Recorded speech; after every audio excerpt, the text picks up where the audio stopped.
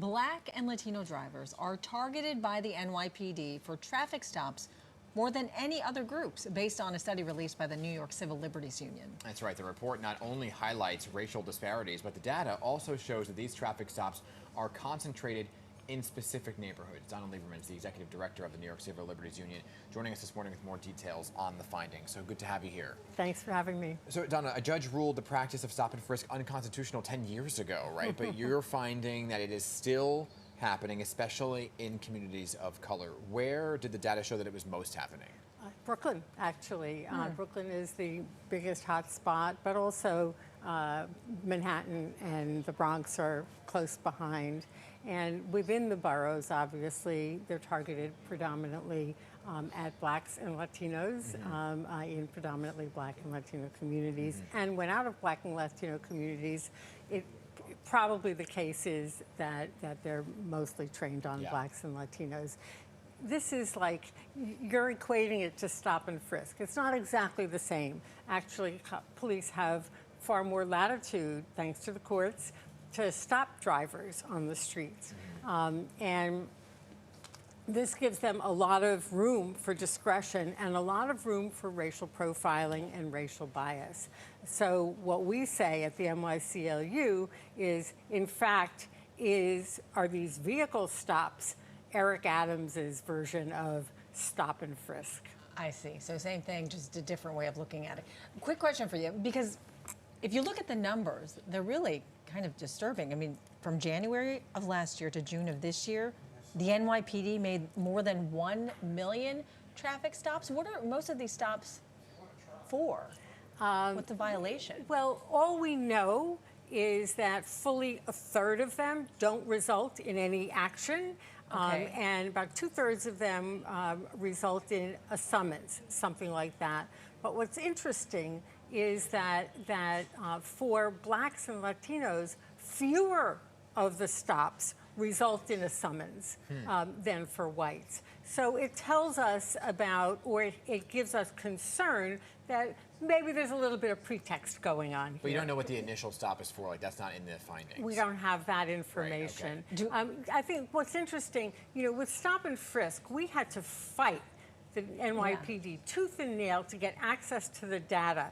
There was law requiring them to release it. We had to sue them in order to get access to the database.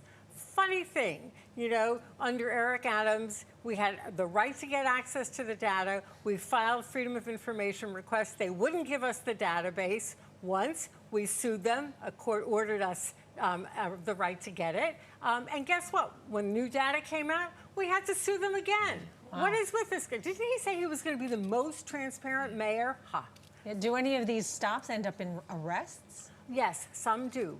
A tiny percentage. And what's interesting is that from the data, we learned that arrests and use of force are more likely to happen, you guess, with Black drivers than with white. So it's really problematic what's going on here. I do want to point out, Donna, we did reach out to the NYPD for a statement on this study. They declined to comment on it. So now that you have the data, right, where do you go from here? Well, I think, as with stop and frisk, the data was so important. This data is so important to highlight that there are racial disparities in what the police are doing. It's very important to know, for New Yorkers to know, 1 million stops in 18 months. That's a lot.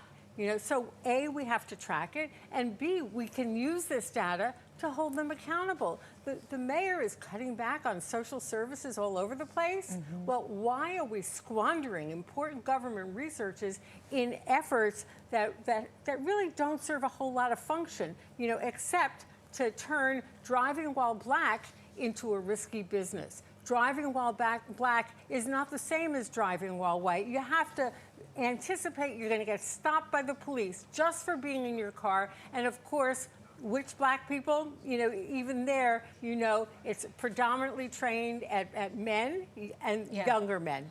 Well, Donna, we've run out of time, but quickly, what would you like drivers to know about what their rights are? Well, you have a right to not be searched without probable cause, and you should always object but make sure that you're not escalating the situation. Of course, the police should heed that as well. Right, yeah. Right. All right, Donna Lieberman from the New York Civil Liberties Union. Appreciate you being here to lay out this for us.